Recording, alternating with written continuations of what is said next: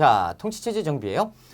중앙, 그래서 경국대전의 완성을 통해서 그러면서 이제 법제화됩니다. 왕 밑에 의정부가 있어요. 국정총괄기구고, 요게 이제 영의정, 좌의정, 우의정, 삼정승이 재상들이 모여서 합의를 보는 기구고, 그리고 육조가 있죠. 그래서 실무를 담당했던 이호예병 형공, 예조하고 공조하고 바뀌었네.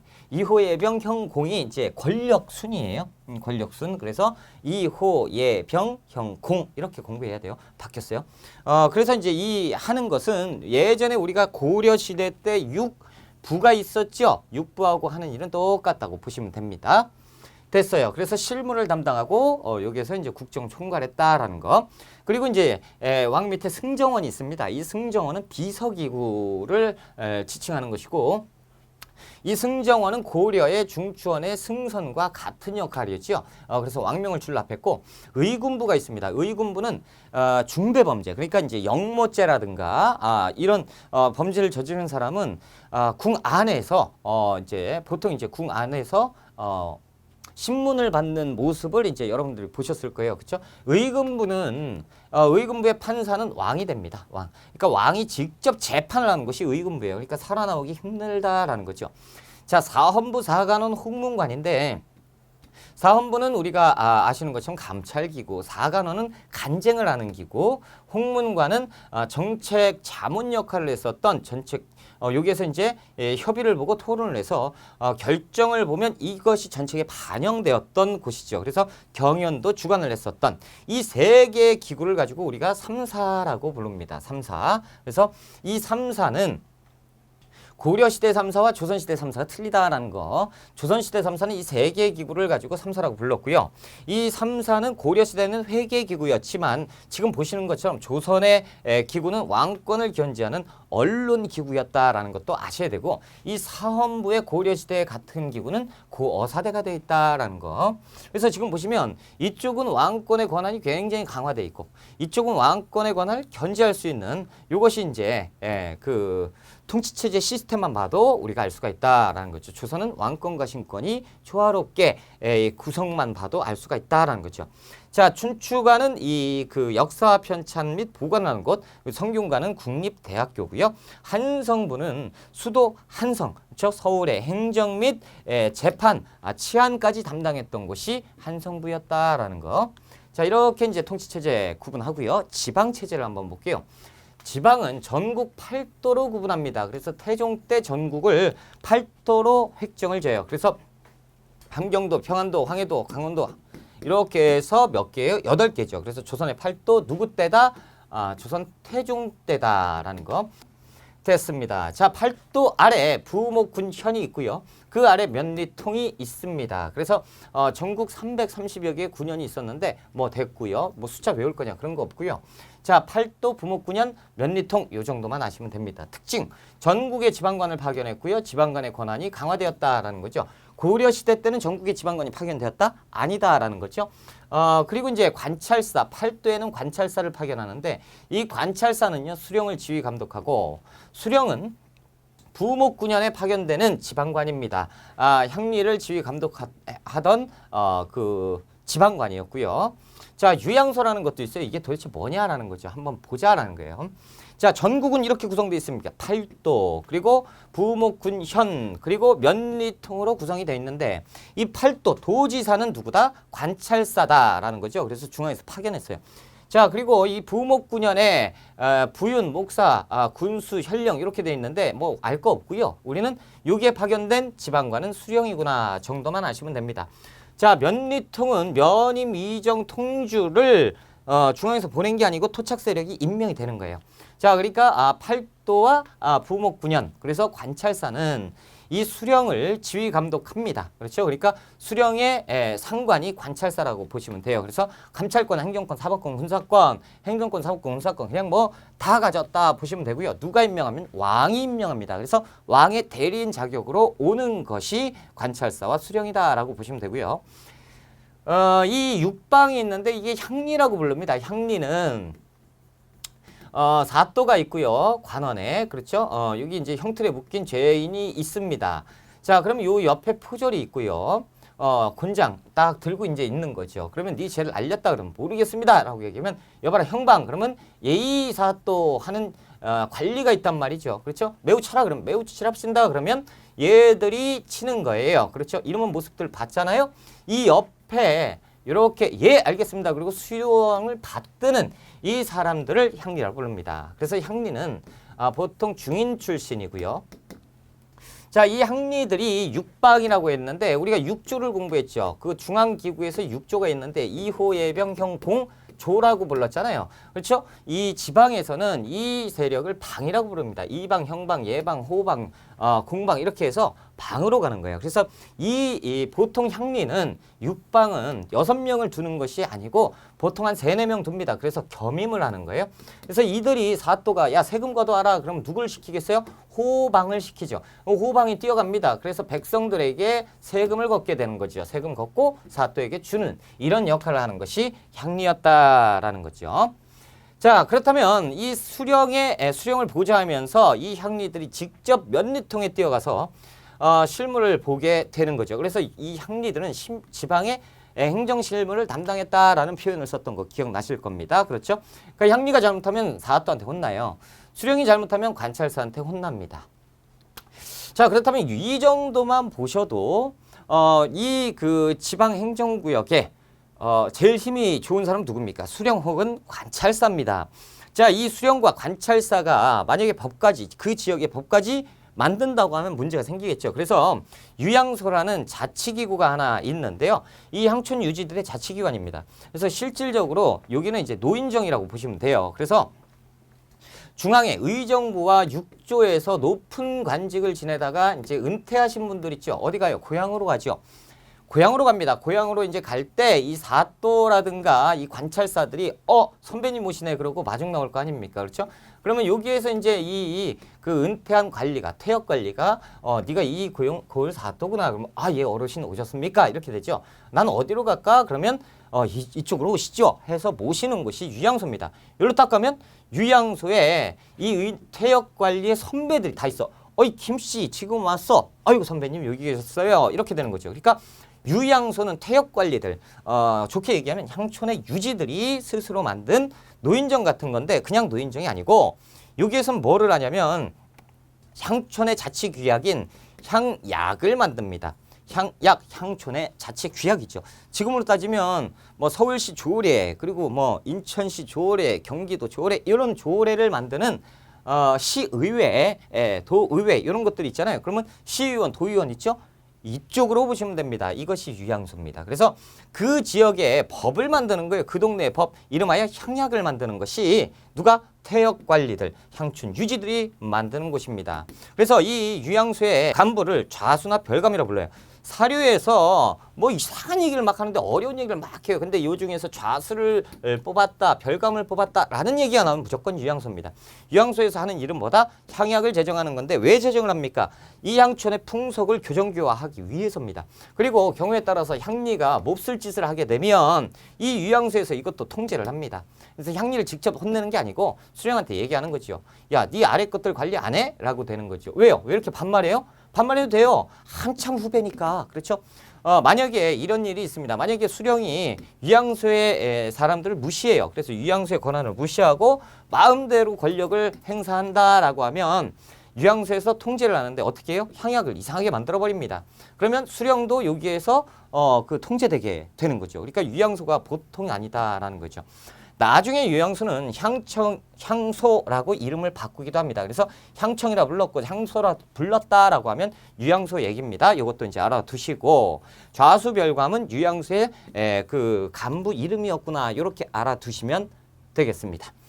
만약에 수령이 유양소의 그 퇴역 관리들을 우습게 봤다 그러면 열받죠. 그러니까 이 유양소의 사람들은 후배한테 연락하는 거예요. 후배들한테 야, 나 못 살겠다. 까마득한 이 어린 놈이 우리를 무시하고 있더라라고 하면 이 후배가 혼내죠. 왜? 이 후배들은 다 어디 있어요? 유정부 육조에 있잖아. 가만 놔두겠어요? 큰일 나죠. 그러니까 지금 보면 맨 처음에 유양소가 없을 때는 관찰사나 수령이 최고였는데 수령도 지금 눈치를 봐야 돼요. 퇴역 관리들, 양반들에게 눈치를 봐야 되죠. 그러니까 유양소에서 자기의 입맛에 맞는 향약 같은 걸 만들어버리면 유양소의 퇴역 관리들의 세상이 돼버리잖아요. 그러니까 유양소도 통제할 것이 필요하지요. 그래서 이름하여 경제소라는 것을 만듭니다. 경제소는 뭐예요? 이름하여 어디에 있는 거예요? 서울에 있는 겁니다. 그래서 이른바 경제소인데 경제소가 하는 일은 이 유양소를 통제하는 일을 합니다. 그래서 향약이 잘못됐다 그러면 유양소는 향약을 고치세요. 이렇게 이제 통제하게 됩니다. 그럼 유양소가 이 어린 것들이라고 얘기 못해요. 왜? 법이 그렇습니다. 경제소에서 하는 일은 요겁니다. 자, 여기에서 제가 말씀 안 드린 것은 수령은 이 7가지 인사 고과 제도가 있었습니다. 이걸 가지고 수령 7사라 불러요. 자, 농상성. 자, 농업을 그 지역에 이제 수령이 지켜야 될 7가지예요.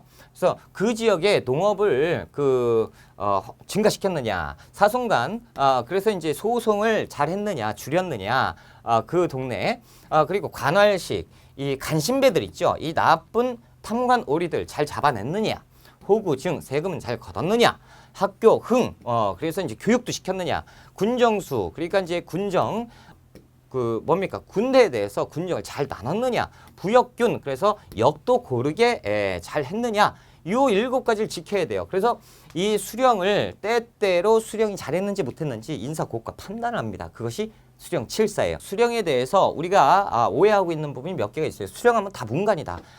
이렇게 이제 파악하시는 분들이 계시는데 아니에요. 임명은 문무 양반 중에서 합니다. 그러니까 무반도 될 수가 있는 것이 수령이에요. 그래서 종 2품부터 종 6품까지 종 6품인데도 수령으로 임명이 되기도 했다라는 거죠. 그리고 자격은 문과, 무과, 음과인데 음과는 뭡니까? 라는 거예요. 자, 무과를 뺀 나머지 시험을 다 음과라고 봅니다. 그러니까 시험에 합격한 사람 중에서 이 관계에 해당되는 사람을 임명을 하는 거예요. 그러니까 경우에 따라서는 무반이 그 수령 사또를 하는 경우도 있었다라는 거죠. 자, 유양소인데 향촌들의 자치기구입니다. 그래서 수령을 보좌하는 것이 이들의 역할인데 향리도 감찰하고요. 향약을 제정하기 때문에 막강한 힘을 가졌던 것이 유양소입니다. 그래서 이들의 원래 원칙은 뭐예요? 하는 일은 향촌사회의 풍속 및 교정 교화를 담당했던 일이다라는 거죠. 유양소예요. 자, 이제 넘어가서 이제 군사제도를 한번 봅시다라는 거예요. 군역인데 원칙은 양인계병제입니다. 이게 뭐하냐면 농병일치제예요. 이게 도대체 무슨 얘기예요? 농사와 군대를 같이 병행했다라는 건데 16세에서 60세까지 모든 양인 남자에게 부과하는 것이 군대 의무입니다. 여러분들은 지금 행복하신 세상에 살고 있는 겁니다. 우리가 지금 2년도 안 됐죠. 1년 6개월 혹은 1년 8개월 군생활하면 끝나잖아요. 그렇죠? 예비군 있는데요. 그래요. 예비군 있다 칩시다. 민방위까지도 40살까지 하면 끝나지만 자, 이때 평균 수명이 60세가 안 됐단 말이에요. 그렇다면 무슨 얘기냐면 죽을 때까지 군역의 의무가 있었을 때가 조선이고 그리고 이제 농병일치제가 뭐냐면 우리는 한 번 가면 끝나지만 이때는 그게 아니고 1년에 혹은 2년에 한 3개월이면 3개월, 6개월이면 6개월 군대 복무를 해야 돼요. 가야 돼. 3개월이면 3개월 가서 군대 복무하고 다시 돌아와서 농사 짓다가 또 부르면 또 가야 돼요. 이걸 죽을 때까지 해야 되는 것이 조선시대 남자였어요. 진짜 불쌍하죠. 자, 이렇게 하다 보니까 정군과 보인, 이게 보법이라고 했죠. 누가 만들었어요? 세조가 만들었습니다. 그렇죠? 보법을 시행하게 되는데 정군은 지금 말씀드린 것처럼 현역으로 본받다. 죽을 때까지 가야 되는 거예요. 그래서 실제로 군사훈련을 하는 거죠. 뛰어다니고 복무기간에 따라서 품계를 지급합니다. 자, 그렇다면 보인은 뭐 하는 사람들이냐? 이 정군이 군사훈련 하는데 필요한 비용 있잖아요. 이 비용 같은 것들을 보인이 되는 거예요. 그래서 대체 복무를 하는 겁니다. 그럼 저 보인할래요? 안 돼요. 왜요? 정군과 보인을 노테이션으로 도는 겁니다. 그러니까 이렇게 평생 동안 군역의 의무를 지고 게다가 정군과 보인, 그러니까 이제 보인 같은 걸 왜 만들었냐? 말이 많으니까요. 평생, 그러니까 이제 그러면 일정 기간은 현역으로 가고 다음 연도 너 보인 차례잖아. 그러니까 좀만 참어. 이런 식으로 해서 평생을 군대를 갔다라는 거죠. 자, 면역의 혜택이 있었어요. 현직 관료, 학생, 향리. 자, 그리고 대체복무 제도가 있었는데 종칠, 왕의 종친들, 그리고 외척, 공신, 고관의 자제는 특수군으로 이제 편입하는 경우도 있었습니다. 그래서 특수군, 여기에 가면 이들은 그냥 금수저니까, 그렇죠? 자, 군사제도가 있는데요. 중앙군은 5위입니다. 5위라고 그냥 외우시면 되고요. 특수병이 있으니 갑사, 그리고 뭐 특수병이 있어요. 뭐 이런 것들이 있다지 이걸 외울 필요는 없어요. 자, 그래서 중앙군은 5위고요. 자, 조선 후기로 가면 이 5위가 5군형으로 바뀌는데 이건 참고적으로 알아놓자라는 거예요.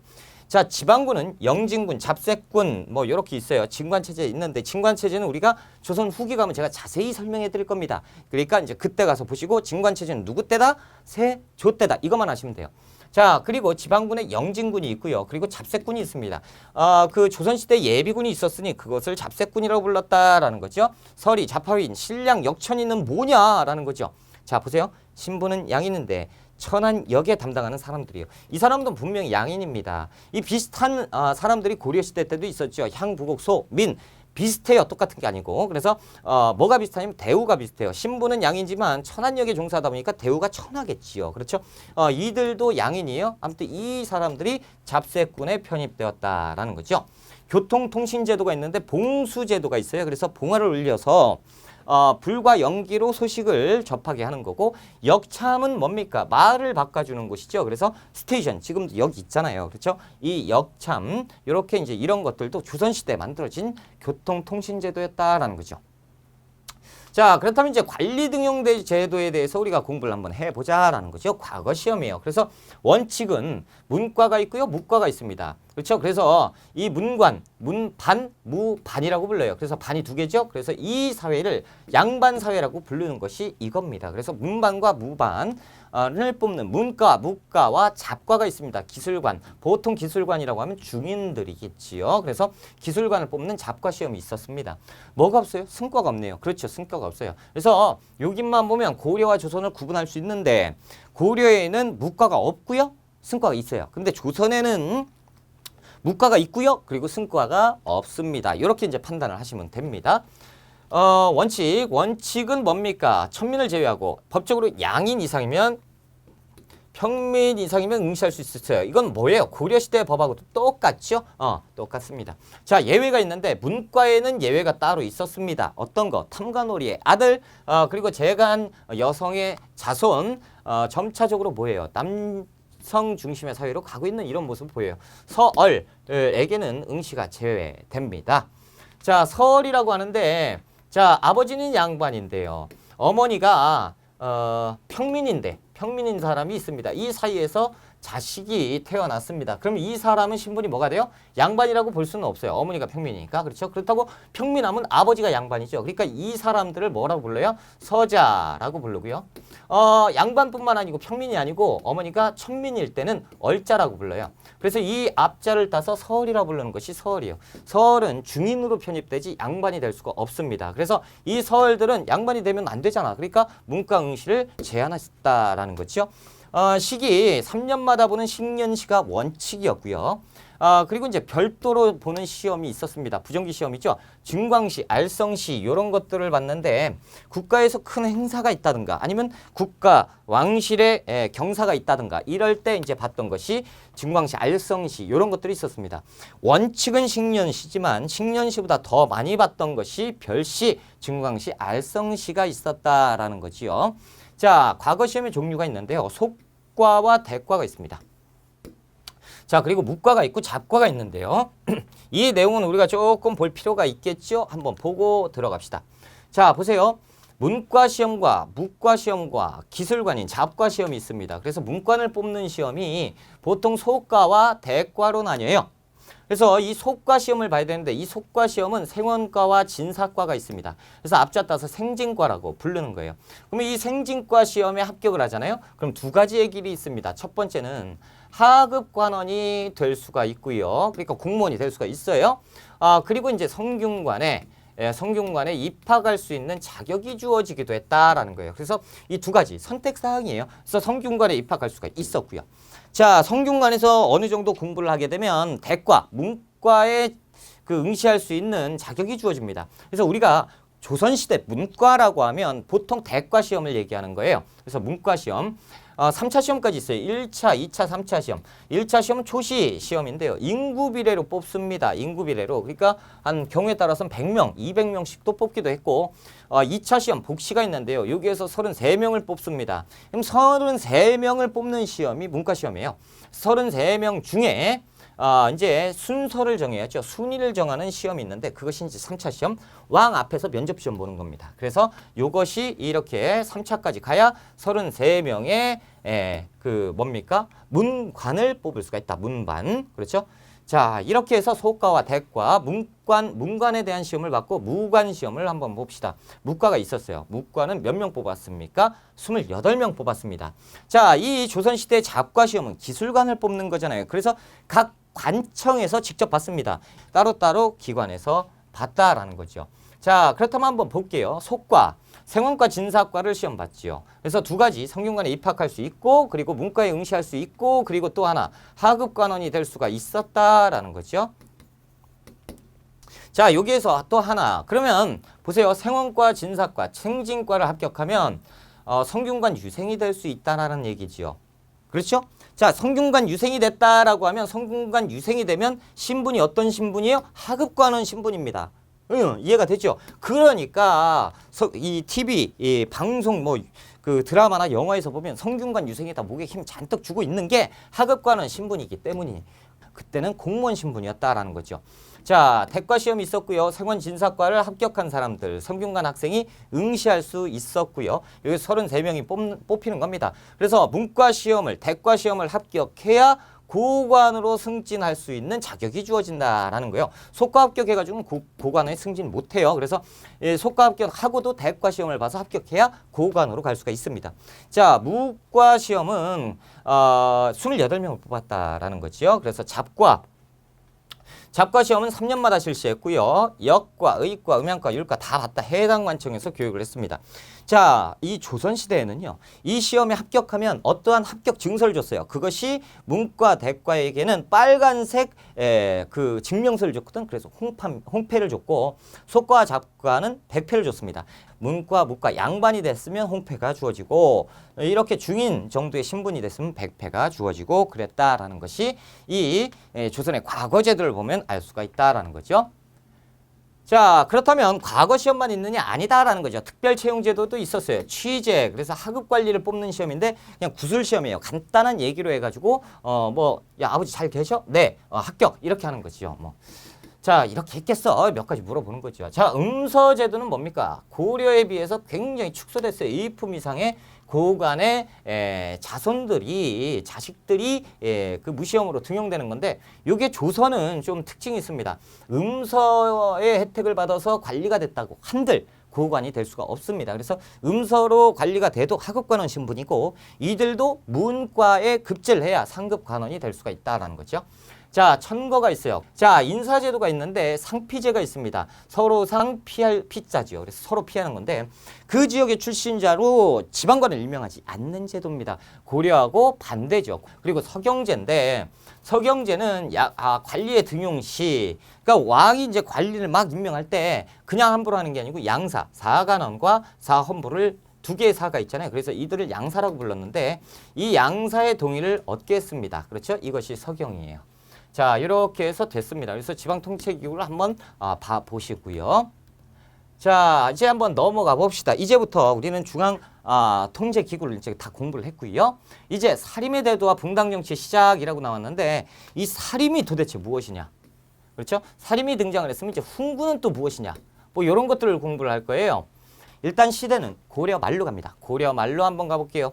고려 말에 신진사대부가 분열을 내서 조선을 개창했어요. 그렇죠? 그래서 고려 말 조선 초 그래서 여말 선초라고 하는데 이때 이제 분열해서 급진파와 옹건파로 갈리게 됐습니다. 급진파. 그래서 여기에서 이제 정도전이라든가 자, 이쪽은 이제 정몽주라든가 그렇죠? 그래서 정도전을 중심으로 한 급진개혁파, 옹건개혁파를 몰아내고 이성계와 함께 조선이라는 나라를 개창을 했지요. 이제 끝났어요. 조선입니다.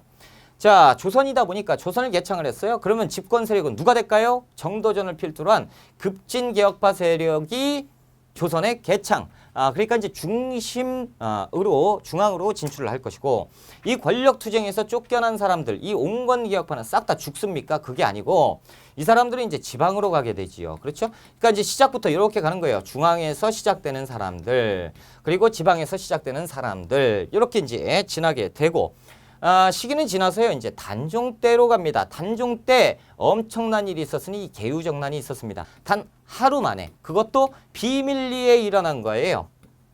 그러니까 이 하루 만에 비밀리에 일어난 이 개유정난에 참여할 수 있는 세력은 중앙에 있는 세력이 대부분일 거다라는 거죠. 그러니까 하고 싶어도 못한 이 지방에 있는, 그렇죠? 온건개혁파 세력이다라는 거죠. 자, 단종 이후에 개유정난을 성공시킨 수양대군은 그의 세력을 등에 업고 세조 왕위에 오르게 됩니다. 자, 그러면 공치사를 내야죠. 자, 공치사. 나를 왕으로 앉혀줄 수 있었던 세력들은 누구야? 개유정난에 참여했던 이 중앙에 있는 급진개혁파 세력일 거 아닙니까? 자, 이들이 공이 있어요? 없어요? 있지요. 그래서 공훈이 있다라고 해서 훈구파라고 부르는 거고.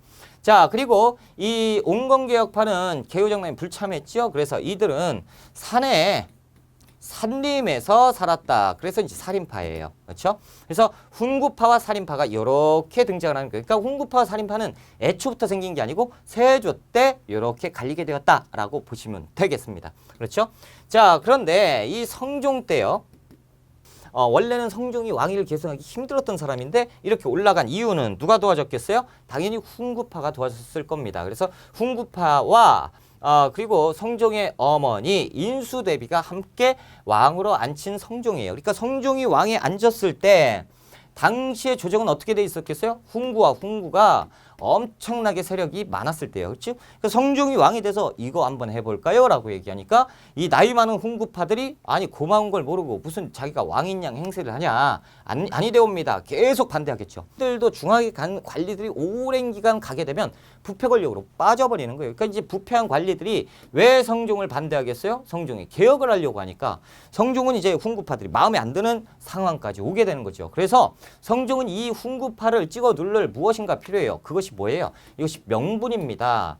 그럼 명분 싸움에서 이길 수 있는 훈구파보다 훨씬 더 뛰어난 학자적 관료들이 필요하니, 자, 지방 세력은 지방에 가서 뭐 하겠어요?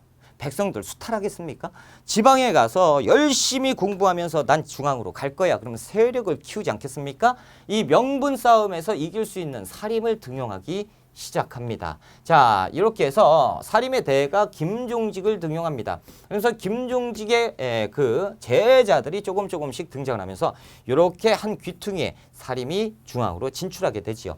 자, 그렇게 되니까 이제 훈구파들이 얘가 마음에 안 드는 거예요. 성종한테 얘기합니다. 이런 정책을 하는 게 어떻겠습니까? 성종이 아니대요. 아니 왜 안 된다고 자꾸만 말씀하십니까? 전하는 참 이상하십니다. 라고 하면 성종이 도와주시오 라고 얘기하죠. 그러면 사림이 여기에다가 뭐라고 하는 거죠. 당신들은 지금 조선의 근간이 여러 가지를 다 흔들고 있어. 세금을 마구잡이로 올린다고 하면 백성이 힘들 것이고 그 모든 책임은 왕이 지는 것인데 니들이 피하면서 왕을 등에 업고 니들 배를 불린다고 하면서 막 반발을 해버린 거죠. 명분 싸움에서 이기니까 성종이 들었지요. 그러니까 이제 없던 일로 하겠소 이렇게 되는 거죠. 그러니까 예전에 훈구파는 자기들 마음대로 정치를 쥐락펴락 했었는데 이제는 안 된다라는 거예요. 누구 때문에? 사림. 야, 훈구가 사림 엄청 짜증나는 거예요. 그래서 훈구파가 훨씬 더 많잖아요. 저것들을 언제 손을 한번 봐야겠는데? 라고 하면서 이를 갈기 시작하는 거죠. 자, 사림파는 이때 훈구파의 도전에도 불구하고 성종과 이렇게 착 달라붙어서 왕권 강화를 위해서 여러 가지 부단히 노력을 하고 있는 이런 모습입니다.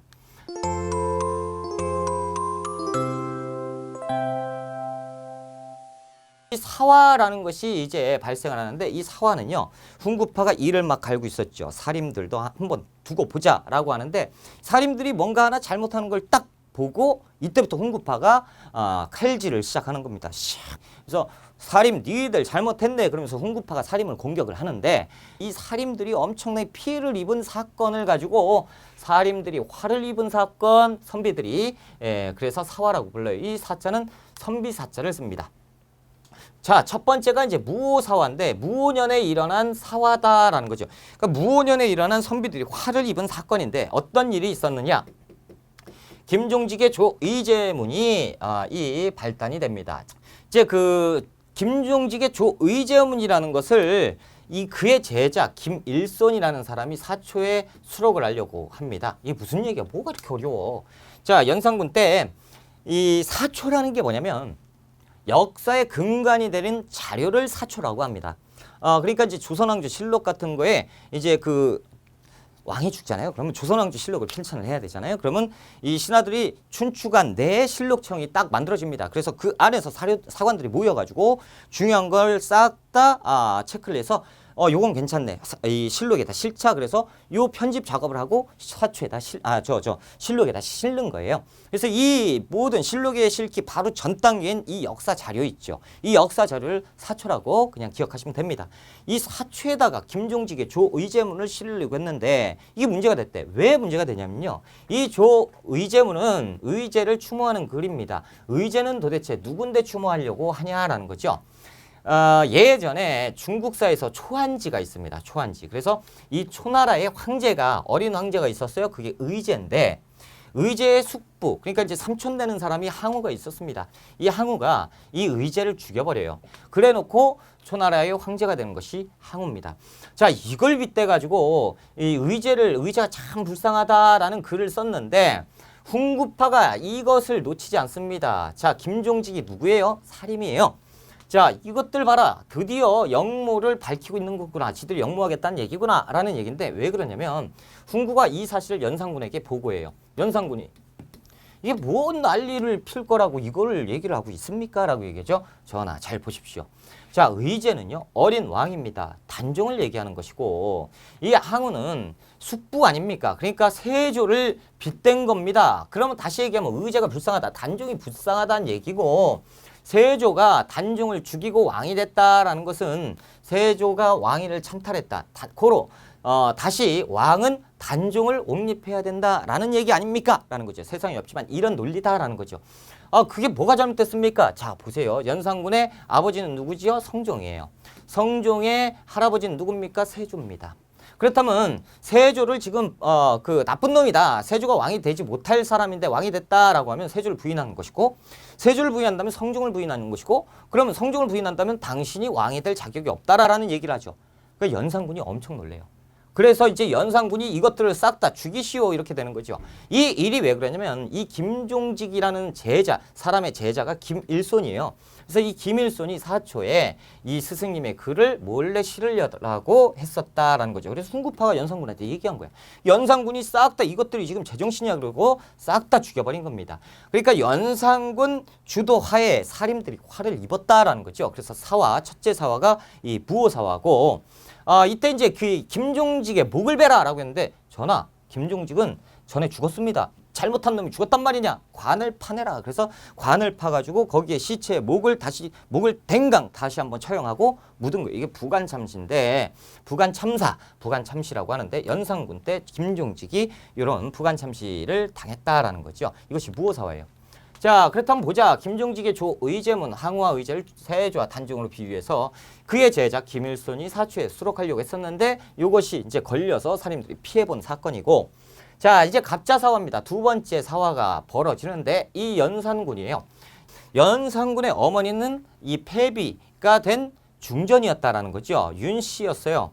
그런데 이제 연산군을 낳고 나서 성종과 폐비 윤씨가 질투가 좀 많아서 성종이 이제 어젯밤 다른 처소에서 잠을 청했단 말이죠. 그러니까 폐비윤 씨가 뭐 하려고 오늘 요쪽으로 왔냐 저쪽으로 가라 그러면서 이제 아웅다웅 하다가 폐비윤 씨가 성종의 얼굴에 손톱 자국을 냈어요. 그러니까 부부싸움하다가 긁어버린 거지. 그러니까 이제 다음날 성종이 자, 조회를 하는데 아침 조회 전하 용안에 무슨 일이 손톱 자국이 있습니다. 어떻게 된 일입니까? 이렇게 되다가 알고 봤더니 중전이 얼굴을 긁어버린 거야. 그러니까 이 중전의 자격이 없다. 폐위시켜야 된다. 이런 얘기들이 막 있었습니다. 결국에는 신하들의 그 힘에 의해서 어쩔 수 없이 폐비를 시켰어요. 자, 폐비시켜서 유배를 보냈는데 자, 이때 당시에 아들이 있었으니 연산군이에요. 아무튼 연산군이 있을 때 폐비를 당한 어머니예요. 폐비윤 씨입니다. 자, 폐비윤 씨가 그립지요, 성종이. 그래서 신하들을 시켰습니다. 잘 지내고 있는지 한번 살펴보고 와라라고 얘기해요. 그래서 유배지에 가가지고 한번 살펴보고 있는데 폐비윤 씨가 자신의 잘못을 뉘우치면서 신들에게 빌고 있어요. 우물 딱 떠놓고 자 우리 남편이 성군이 되게 해달라고 자꾸 빌고 있어요. 그러니까 A가 이걸 딱 보고 가만히 있어봐. 윤 씨가 지금 이렇게 이제 그 자신을 뉘우치고 이렇게 있단 말이야. 그럼 내가 가가지고 왕한테 이런 얘기를 한다면 윤 씨가 복권이 되면 다시 중전이 될 것이고 중전이 되면 예전에 패비를 보내자라는 것이 대신들이 많을 것인데 피바람이 불겠다. 안 되겠다. 이걸 거꾸로 얘기하자. 그래서 성종한테 가가지고 거꾸로 얘기합니다. 아직도 술 퍼마시고 폐악질을 일삼고 있더라라고 얘기를 합니다. 사약 먹여. 그래가지고 사약을 먹입니다. 그래서 사약을 먹고 여기에서 이제 그 사약 먹고 이제 바로 죽기 직전에 이때 이제 패비 그러니까 이제 중전이었던 윤 씨를 보필했던 어머니 신 씨가 옆에 같이 있었고 피 흘리면서 죽고 있는 윤 씨 옆에 어머니가 있죠. 그러니까 어머니 저 부탁 하나 드리겠습니다. 죽기도 바쁜데 그런 얘기를 하고 있다라는 거죠. 그래서 신 씨가 옆에서 예 마마 말씀하십시오라고 얘기했죠. 내가 죽거든. 이 억울한 이 모든 일들을 내 아들이 왕이 되면 내 아들에게 얘기를 해주십시오 어머니라고 얘기해요. 그러니까 알겠습니다. 그리고 죽죠. 그리고 이제 이 윤 씨의 그 피 묻은 옷을 적삼을 착 해서 산으로 갑니다. 이제 산으로 가가지고 귀때를 기다리고 있는 어머니예요. 그런데 연산군이 왕이 됐어요. 그리고 나서 아까 무오사와 한번 피를 봤죠. 그러면서 영산군이 조금 그 폭력적인 성향을 드러내기 시작합니다. 그때 할머니가 내려와서 얘기를 하죠. 자, 전하의 친어머니는 지금의 어머니가 아니고 그러니까 이제 성종의 계비들이 있죠. 이 계비들이 연산군의 친어머니인 줄 알고 자랐단 말이죠. 이 모든 사실을 다 알려줘요. 그러니까 이때부터 꼭지 확 돌아버려요. 특히 할머니한테. 이 할머니가요. 이 모든 사실을 다 알고 있었고 그리고 이 패비 윤 씨가 그러니까 어머니가 연산군의 어머니가 이 패비되어야 된다라고 할 때 주도적으로 역할을 했었던 게 인수대비입니다. 관계가 별로 안 좋았어요. 그러니까 인수대비가 나가 이렇게 돼버린 거야. 그러니까 이제 이런 모습 때문에 연산군이 이제 확 해서 할머니한테 가가지고 할머니를 머리로 받아버리고 이제 여기에서 누워버리고 그리고 이제 결국엔 돌아가시고 이런 일들이 벌어져요. 그리고 어머니를 가가지고 다 죽여버리고 막 이런 일들이 벌어지고 이제 대신들에게 이 피바람이 몰아치는 겁니다. 대신들은 무엇하는 사람들이요 확 이렇게 되죠. 그리고 우리 어머니한테 사약을 갖다 바친 놈들 이놈들 싹 다 조사해서 다 죽여버려 이렇게 되는 거죠. 이때 사약 관련된 사람들이 살인이 많았습니다. 그러니까 이때 살인들이 얼마나 피해를 받겠습니까? 이게 연산군 때 있었던 가짜 사화입니다. 신원패라고 해서 이렇게 해서